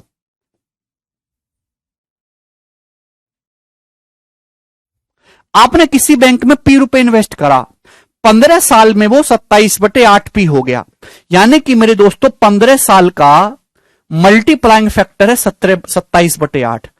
15 साल में आपका पैसा, 15 साल में आपका पैसा 27/8 गुना हो रहा है, तो 5 साल में आपका पैसा कितने गुना होगा। 15 साल का 1/3 है 5 साल, तो इसका क्यूब रूट 27/8 का क्यूब रूट है 3/2। हर 5 साल में 3/2 गुना होगा, अगले 5 साल में 3/2 का स्क्वायर हो जाएगा मेरे दोस्तों। हर 5 साल में 3/2 गुना होगा, हर 5 साल में आपका पैसा 3/2 गुना, अगले 5 साल में 3/2 गुना, अगले 5 साल में 3/2 गुना, तभी तो जाके 27/8 गुना आएगा। बात समझ में आई। पी रुपए का 5 साल में 3/2 गुना हुआ, फिर इसका 3/2 गुना 9/4, फिर इसका 3/2 गुना 27/8। समझ में आया।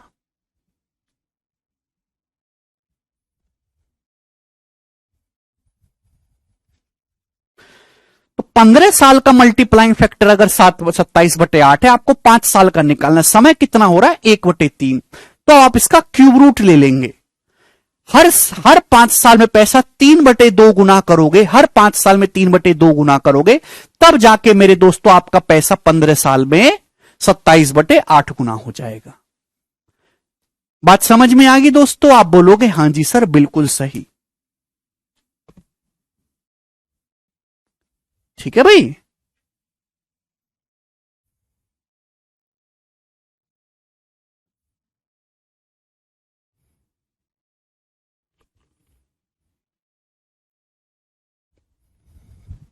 (512/125) 64/25 की 8/5 में गुणा करेंगे, 64/512, 25 पंजे 125 नहीं हो जाएगा। अरे कंसेप्ट क्लियर है, अरे ऋतिक कंसेप्ट क्लियर होना चाहिए। इसमें 4 इयर्स का नहीं निकाला जा सकता ना। देखिए मल्टीपल में ही निकालोगे, ऐसा नहीं है कि आपको यहां पे 8 साल की कहानी दे रखी है तो आपसे 7 साल का पूछने लगे, 6 साल का पूछने लगे। 8 साल का मल्टीप्लाइंग फैक्टर पता है, आपने 4 साल का इजीली निकालिए, तो जो भी आपसे पूछा जाएगा वो 4 साल के मल्टीपल में पूछा जाएगा। 12 साल का, 16 साल का, 20 साल का, ऐसा नहीं कि आपसे 23 साल का पूछने लगेगा, वो अंडर रूट वगैरह में चला जाएगा, वो पॉसिबल नहीं है पूछना। ठीक है जी। चलो दोस्त, ये बात समझ में आ गई। आप बोलोगे हां जी सर बिल्कुल सही।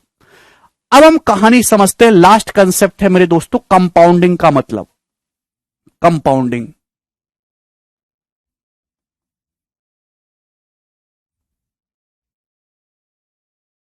कंपाउंडिंग कितने बच्चे जानते हैं कि कंपाउंडिंग का क्या मतलब है?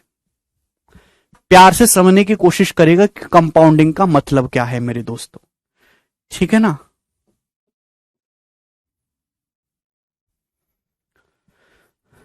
अरे डिक्रीज क्यों होगा धर्मेंद्र, पागल हो क्या?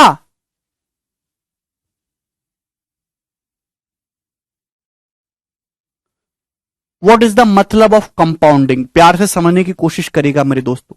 देखिए जब भी आप कोई पैसा कंपाउंड इंटरेस्ट पे उधार लेते हैं, जब भी कोई आप पैसा कंपाउंड इंटरेस्ट पे उधार लेते हैं, तो पहले ही डिसाइड हो जाता है कि भाई एक टाइम पीरियड पहले ही डिसाइड कर लेते, एक टाइम पीरियड, वो 1 साल भी हो सकता है, वो 6 महीने भी हो सकता है, वो 3 महीने भी हो सकता है, वो 1 दिन भी हो सकता है, कि भाई इस टाइम पीरियड में जो भी ब्याज बनेगा, कंपाउंडिंग का मतलब है कि पैसा उधार देने या लेने से पहले ही डिसाइड हो जाता है कि एक सर्टेन टाइम पीरियड ले लेते हैं कि सर्टेन टाइम पीरियड में जो भी ब्याज बनेगा उस ब्याज को अमाउंट में जोड़ के जो है हम लोग नया प्रिंसिपल बनाएंगे।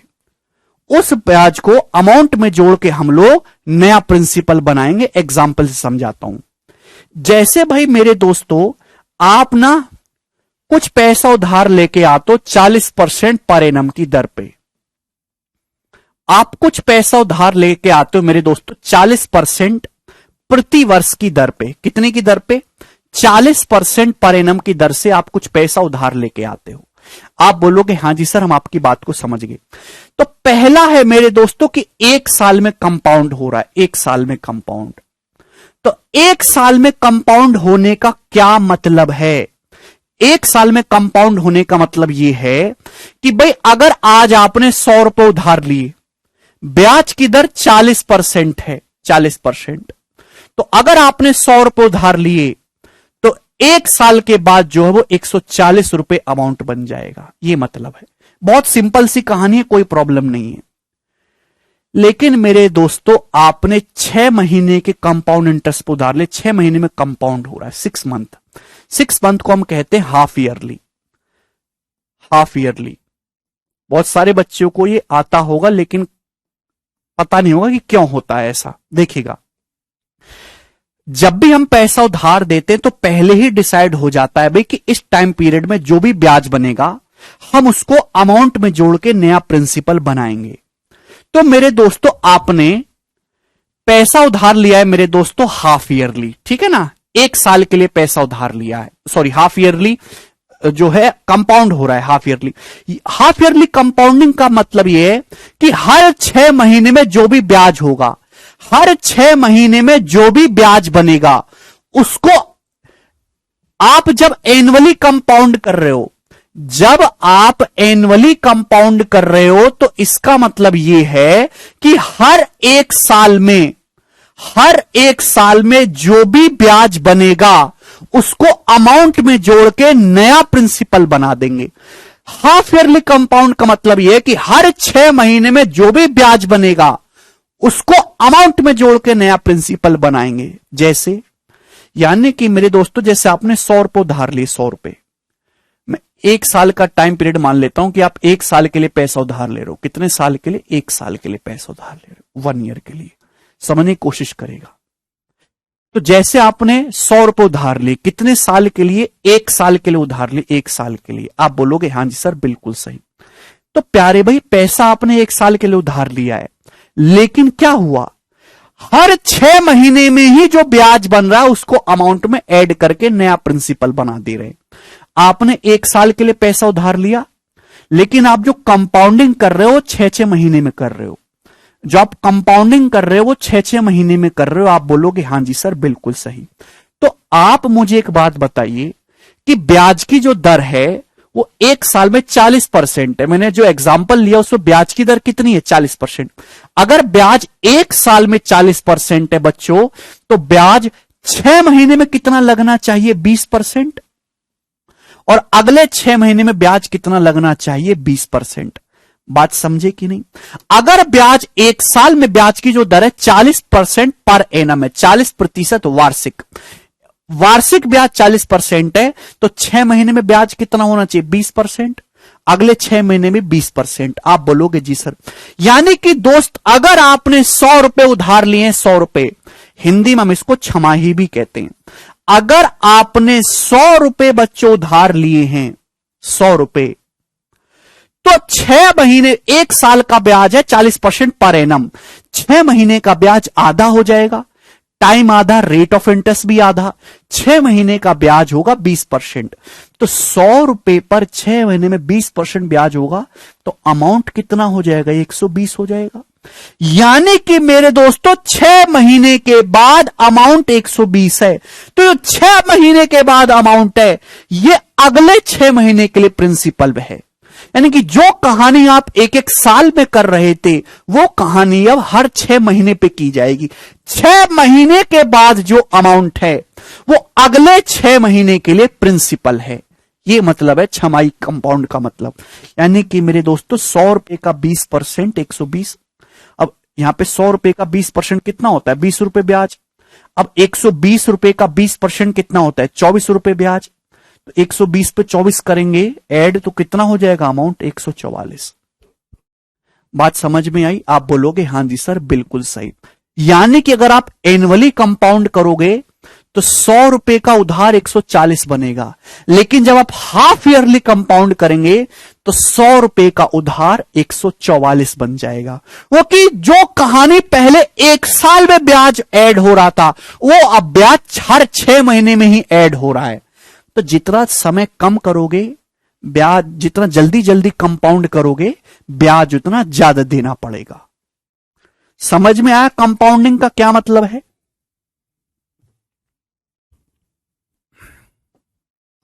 दोस्तों मैं आपसे कहता हूं कि ब्याज जो है मेरे प्यारे भाई वो क्वार्टरली कंपाउंड हो रहा है। ब्याज जो है क्वार्टरली कंपाउंड हो रहा है। क्वार्टरली का मतलब होता है 3 महीने। क्वार्टर का मतलब होता है पौवा, 1/4। एक साल में 12 महीने होते हैं। 12 महीने का 1/4 कितना होता है? 3 महीने। हिंदी में हम लोग इसको कहते हैं तिमाही। हिंदी में क्या कहते हैं हम लोग इसे? तिमाही। ठीक है भाई। अरे बेटा 120, 100 रुपए आपने उधार लिए थे, हाफ ईयरली कंपाउंड कर रहे हैं, एक साल के लिए उधार लिया। हाफ ईयरली का मतलब 6 महीने। तो हर 6 महीने में ही जो ब्याज बनेगा उसको अमाउंट में ऐड करके नया प्रिंसिपल बनाएंगे। तो एक साल में 40% ब्याज है तो 6 महीने में 20% होगा। तो 100 रुपए का 20%, 20 रुपए ब्याज होता है, 120 हो जाएगा। अब ये आपका प्रिंसिपल है 120। 120 का 20% 24 होता है, 144 हो जाएगा। ठीक है भाई, चलेगा। क्वार्टरली कंपाउंड करोगे। क्वार्टरली कंपाउंड का क्या मतलब है? आपने 100 रुपए उधार लिए, 100 रुपए। क्वार्टरली का मतलब है 3 महीने तिमाही। यानी कि हर 3 महीने में जो भी ब्याज बनेगा उस ब्याज को अमाउंट में जोड़ के नया प्रिंसिपल बना दिया जाएगा। भाई अगर मैं आपसे कहता हूं ब्याज एक साल का 40% है, रेट ऑफ इंटरेस्ट 40% है, 12 महीने का ब्याज 40% है, तो 6 महीने का ब्याज 20% लगना चाहिए। अरे भाई बोलो तो सही। 12 महीने का ब्याज 40% है तो 6 महीने का 20% लगना चाहिए, 3 महीने का 10% लगना चाहिए कि नहीं? आप बोलोगे हां जी सर बिल्कुल, बात अच्छे से समझ में आ गई है, कोई दिक्कत नहीं है। यानी कि पैसा आपने एक साल के लिए उधार लिया है लेकिन आप 3 महीने में ही कंपाउंड कर रहे हो। 3 महीने में ही आप जो है 3 महीने में ही कंपाउंड कर रहे हो। आप बोलोगे हां जी सर समझ गया, मैं आपकी बात को अच्छी तरीके से समझ गया। यानी कि हर 3 महीने में मेरे प्यारे भाई जो भी ब्याज बनेगा उसको अमाउंट में जोड़ के नया प्रिंसिपल बनाएंगे। ब्याज 12 महीने में 40% है तो ब्याज 3 महीने में 10% होना चाहिए। हर 3 महीने में 10% ब्याज लगना चाहिए। हर 3 महीने में 10% ब्याज लगना चाहिए। तो जो कहानी आप एक साल में कर रहे थे सेम वही कहानी आपको अब 3 महीने में करनी है। आपने 100 रुपए उधार लिए, 3 महीने में 10% ब्याज लगेगा 10 रुपए, तो अमाउंट कितना हो जाएगा? 110। अगले 3 महीने में 10% ब्याज लगेगा 11, तो 110 पे मेरे दोस्तों 11 ब्याज लगेगा, अमाउंट कितना हो जाएगा? 121। 121 का 10%, अगले 3 महीने में 10% ब्याज लगेगा, 121 का 10% 12.1, अमाउंट कितना हो जाएगा? 133.1। अगले 3 महीने में फिर 10% ब्याज लगेगा, 133.1 पे 10% ब्याज लगेगा, तो अमाउंट कितना हो जाएगा? 146.41 रुपीस। समझ में आया? आप बोलोगे हां जी सर बिल्कुल सही, कोई भी परेशानी नहीं है। तो आपको फर्क समझ में आया? यानी कि आप जितना जल्दी जल्दी कंपाउंड करोगे, जितना जल्दी जल्दी ब्याज को अमाउंट में जोड़ के नया प्रिंसिपल बनाओगे, ब्याज उतना ज्यादा देना होगा। जब आप एनुअली कंपाउंड कर रहे थे तो एक साल में केवल 40% ब्याज देना पड़ा, लेकिन जब आप हाफ ईयरली कंपाउंड कर रहे थे तो आपको 44% ब्याज देना पड़ा सेम पैसे पर। जब आप 3 महीने में कंपाउंड कर रहे थे, 3 महीने में, तो आपको 100 रुपए पर ही 46.41% ब्याज देना पड़ा, 46.41% ब्याज देना पड़ा। समझ में आया? आप बोलोगे हां जी सर। अगर आप 3 महीने के बजाय 1 महीने में कंपाउंड करोगे तो और ज्यादा ब्याज देना होगा, 15 दिन में ही कंपाउंड करोगे और ज्यादा ब्याज देना पड़ेगा। क्लियर है? आप बोलोगे हां जी सर, बिल्कुल सही। ये बात सभी स्टूडेंट को क्लियर हो गई?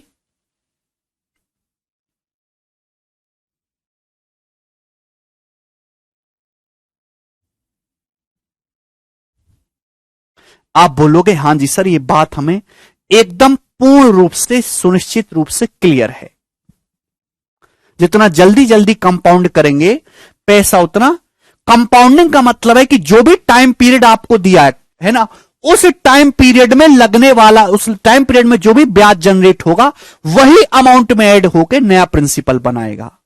ठीक है दोस्तों, चलेगा। तो मेरे प्यार भाई, मैंने अगर आपको x% और y% का सक्सेसिव इंक्रीज निकालना है तो फॉर्मूला क्या है? x plus y plus x y बटे 100%, ये फॉर्मूला है। परसेंटेज में मैंने आपको पढ़ाया था। आप बोलोगे हां जी सर, बिल्कुल सही, यही फॉर्मूला है। x और y का सक्सेसिव इंक्रीज कितना होता है? x plus y plus x y बटे 100%। मेरे प्यारे भाई, कंपाउंड इंटरेस्ट कोई नई चीज नहीं है, केवल सक्सेसिव परसेंटेज इंक्रीज है। अगर आप एनुअली कंपाउंड करोगे, ब्याज की दर 40% है, तो 1 साल में 40% ब्याज लगेगा। लेकिन जब आप हाफ ईयरली कंपाउंड करोगे, हाफ ईयरली का मतलब होता है 6 महीने। आपने पैसा उधार लिया है 1 साल के लिए।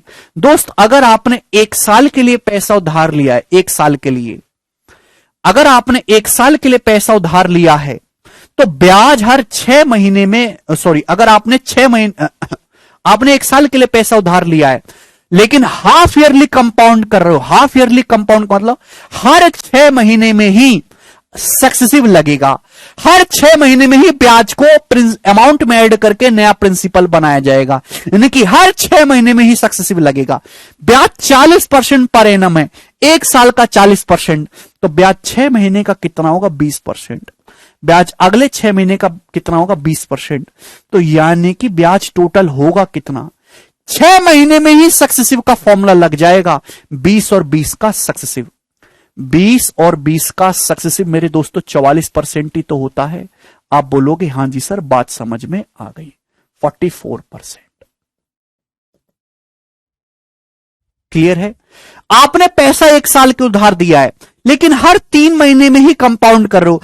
3 महीने में कंपाउंड करने का मतलब मेरे प्यारे भाई, 3 महीने में ही सक्सेसिव का फॉर्मूला लग जाएगा, 3 महीने में ही। आप बोलोगे हां जी सर, बिल्कुल सही।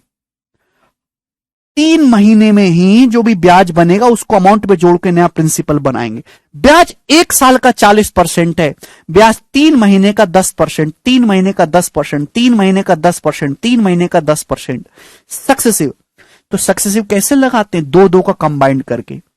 पहले 10 का सक्सेसिव 21% आ जाएगा, 10 का सक्सेसिव 10 प्लस 10 प्लस 10 गुणा 10/100। अब मेरे प्यारे में 21 और इस 10 का सक्सेसिव, 21 और 10 का सक्सेसिव आएगा 33.1। 21 प्लस 10 प्लस 21 गुणा 10/100। अब ये हो गया। अब 33.1 और 10 का सक्सेसिव, 33.1 और 10 का सक्सेसिव मेरे प्यारे भाई कितना आ जाए? 33.1 गुणा 10/100। आप बोलोगे हां जी सर, बिल्कुल सही। ठीक है ना? ये गुणा 10/100 होगा तो ये आ जाएगा 46.41%। समझ में आया कि यहां तक किसी स्टूडेंट को कोई डाउट तो नहीं? यानी कि कंपाउंड इंटरेस्ट में सक्सेसिव परसेंटेज इंक्रीज का फॉर्मूला भी लगता है मेरे दोस्तों। अगर आप 6 महीने में कंपाउंड कर रहे हैं, हाफ ईयरली कंपाउंड कर रहे हैं, तो हर 6 महीने में सक्सेसिव होगा। आप 3 महीने में कंपाउंड कर रहे हैं, हर 3 महीने में सक्सेसिव होगा। आप 5 महीने में कंपाउंड कर रहे हैं, हर 5 महीने में सक्सेसिव होगा। आप 7 महीने में कंपाउंड कर रहे हैं, 7 महीने में सक्सेसिव होगा। आप 10 महीने में कंपाउंड कर रहे हैं, 10 महीने में सक्सेसिव होगा। ठीक है ना? बस ध्यान इस बात का रखना है कि मेरे दोस्तों, रेट ऑफ इंटरेस्ट तो आपको पर एनम ही दिया जाएगा। रेट ऑफ इंटरेस्ट तो आपको पर एनम ही दिया जाएगा, प्रति वर्ष, पर एनम, प्रति वर्ष। अगर आप 6 महीने में कंपाउंड करें तो 6 महीने का लेना है। पर एनम 40 है तो 6 महीने का 20 है। 3 महीने का कर रहे हैं तो आपको 10% लेना है, ठीक है ना। जो आपका टाइम पीरियड है रेट ऑफ इंटरेस्ट भी उसी टाइम पीरियड का लेना है। समझ में आ गया? आप बोलोगे हां जी सर बिल्कुल क्लियर है, ठीक है। चलो तो आज इतना ही, बाकी कल